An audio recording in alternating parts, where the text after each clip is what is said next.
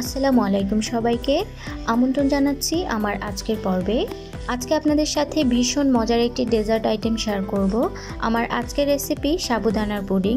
ভীষণ মজার একটি রেসিপি, যে কোনো অতিথি আপ্যায়নে কিংবা ইফতারের টেবিলে খুব সহজেই এটি বানিয়ে নিতে পারবেন।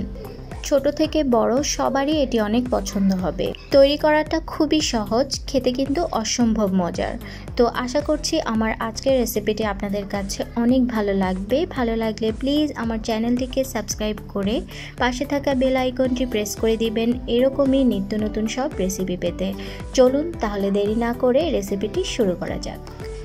তো আজকের রেসিপির জন্য প্রথমে আমি এখানে একটি বাটিতে নিয়ে নিচ্ছি 1 কাপ পরিমাণ সাবুদানা। এবার এর সাথে পরিমাণ মতো পানি দিয়ে ভালো করে ধুয়ে নিতে হবে। তো ধুয়ে নেওয়ার পর আমি এর পানিটা ফেলে দিয়েছি। এই পর্যায়ে চুলায় একটি পাত্রে পর্যাপ্ত পরিমাণে পানি ভালো করে গরম করে নিতে হবে। পানিটা যখন এরকম ফুটতে শুরু করবে এই পর্যায়ে দিয়ে দিচ্ছি ধুয়ে রাখা সাবুদানা। এবার এগুলোকে ভালো করে নেড়েচেড়ে মিশিয়ে দিচ্ছি এবং এটিকে রান্না করতে হবে যতক্ষণ পর্যন্ত না সাবুদানাগুলো স্বচ্ছ আকার ধারণ করে। তো এই ফাঁকে আমরা পুডিংয়ের জন্য ক্যারামেল তৈরি করে নিব। তার জন্য এখানে অন্য আরেকটি পাত্রে নিয়ে নিচ্ছি 1/4 কাপ পরিমাণ চিনি এবং সাথে দিয়ে দিচ্ছি 2 টেবিল চামচ পরিমাণ পানি। এবার এটিকে চুলায় লো হিটে রেখে জাল করতে থাকবো যতক্ষণ পর্যন্ত না চিনিগুলোর কালার পরিবর্তন হয়ে আসে, অর্থাৎ ক্যারামেলে পরিণত হয়। এই পর্যায়ে চিনিগুলোকে নাড়াচাড়া করার প্রয়োজন নেই। লো হিটে রেখে দিলে এগুলো নিচ থেকেই ক্যারামেল হয়ে যাবে। দেখতে পাচ্ছেন খুবই সুন্দর একটি কালার চলে এসেছে। লক্ষ্য রাখবেন ক্যারামেলের কালার কাঙ্ক্ষিত হওয়ার পূর্বেই চুলা থেকে নামিয়ে নিতে হবে, না হলে কিন্তু ক্যারামেলগুলো পুড়ে যেতে পারে। এবার যেই পাত্রে পুডিংটি বেক করব সেই পাত্রে ক্যারামেলগুলোকে সেট করে নিতে হবে। আর এই কাজটি কিন্তু অবশ্যই ক্যারামেল গরম গরম থাকা অবস্থায় করতে হবে, না হলে কিন্তু পাত্রেই ক্যারামেলগুলো বসে যাবে। তো আমি এভাবে ঘুরিয়ে ঘুরিয়ে পাত্রের চারপাশে ক্যারামেলগুলোকে ছড়িয়ে দিচ্ছি। তো আমি এভাবে ক্যারামেলটিকে সেট করে নিয়েছি। এবার এগুলোকে ঠান্ডা করে নিতে হবে। আর এদিকে আমাদের সাবুদানাগুলোও কিন্তু রান্না করা হয়ে গিয়েছে।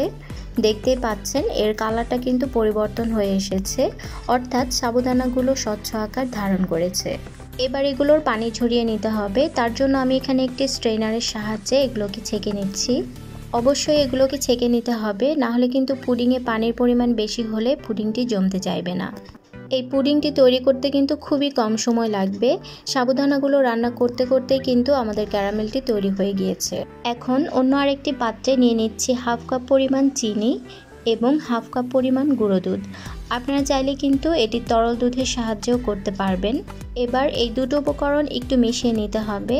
তারপর এতে ব্যবহার করছি 1 কাপ পরিমাণ পানি।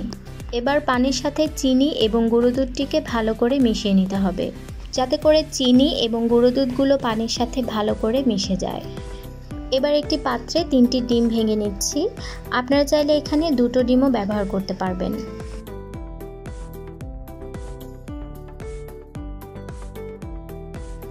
এবার একটি হ্যান্ড হুইস্কের সাহায্যে ডিমগুলোকে ভালো করে ফেটিয়ে নিতে হবে।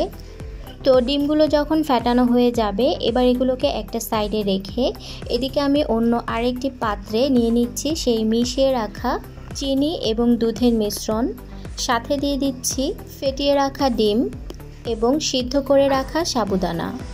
দেখতেই পাচ্ছেন এরই মধ্যে সাবুদানাগুলোর পানি খুব ভালো করে ঝরে গিয়েছে। এবার সব কিছুকে একসাথে খুব ভালো করে মিশিয়ে নিতে হবে।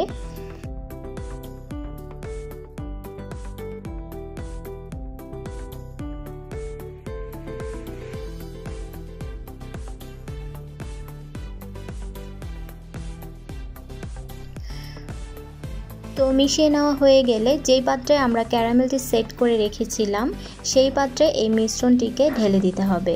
অবশ্যই ক্যারামেলটিকে ঠান্ডা করে তারপর দিতে হবে, এই জন্যই আমরা ক্যারামেলটি আগেই তৈরি করে রেখেছিলাম। তো সম্পূর্ণ মিশ্রণটিকে ঢেলে দেওয়ার পর এবার আমরা চলে যাব পুডিংটিকে বেক করার জন্য। বেক করার জন্য আমি এখানে চুলায় একটি বড় পাত্রে পর্যাপ্ত পরিমাণে পানি নিয়ে নিয়েছি এবং ওপরে একটি স্ট্যান্ড বসিয়ে দিয়েছি। এবার এই স্ট্যান্ডের ওপরে পুডিংয়ের বাটিটিকে বসিয়ে দিতে হবে এবং এতে ঢাকনা লাগিয়ে দিতে হবে। আর এদিকে আরও একটি বিষয় লক্ষ্য রাখবেন, পাত্রে দেওয়া পানি যাতে খুব বেশি না হয়ে যায়, অর্থাৎ পানি যাতে পুডিংয়ের পাত্রের নিচের অংশের 3 ভাগের 1 ভাগ বরাবর আসে। পানি যদি খুব বেশি ব্যবহার করা হয় এতে করে পুডিংয়ের মধ্যে পানি ঢুকে পুডিংটি নষ্ট হয়ে যেতে পারে। এবার পানির পাত্রের ঢাকনাটা লাগিয়ে মিডিয়াম টু লো হিটে 30 থেকে 40 মিনিট পর্যন্ত বেক করে নিতে হবে। তো ফিরে এলাম 40 মিনিট পর। এবার আমি পুডিংয়ের ঢাকনাটা তুলে নিচ্ছি এবং চেক করে নিচ্ছি পুডিংটি ভালো করে সেট হয়েছে কিনা। আর এই ক্ষেত্রে সময়টা আর একটু কম বেশি লাগতে পারে। তো দেখতে পাচ্ছেন ছুরিটা একদম ক্লিন বের হয়ে এসেছে, তার মানে আমাদের পুডিংটি পারফেক্টভাবে জমে গিয়েছে। এবার এটিকে ঠান্ডা করে নেওয়ার পর মোল্ড থেকে আলাদা করে নিব। তার জন্য প্রথমেই ছুরির সাহায্যে এর সাইড থেকে একটু আলাদা করে নিতে হবে। এবার একটি প্লেটকে এভাবে উল্টো করে ধরে পুডিংয়ের বাটিটিকে উল্টে দিলেই দেখবেন খুব সহজেই পুডিংটি বাটি থেকে খুলে এসেছে। আশা করছি আপনারা স্ক্রিনে দেখেই বুঝতে পারছেন পুডিংটি কতটা সুন্দর করে সেট হয়ে গিয়েছে এবং দেখতেও কতটা লোভনীয় লাগছে। এবার আপনাদের সাথে কেটে শেয়ার করছি পুডিংটি আসলে কতটা পারফেক্টভাবে তৈরি হয়েছে। তো এই পুডিংটি কিন্তু ভীষণ মজার। আশা করছি আপনারা বাসায় একবার হলেও ট্রাই করবেন এবং আমাকে কমেন্টের মাধ্যমে জানিয়ে দিবেন। দেখুন পুডিংটি কতটা সফটভাবে তৈরি হয়েছে এবং এর কালারটাও ভীষণ সুন্দর এসেছে।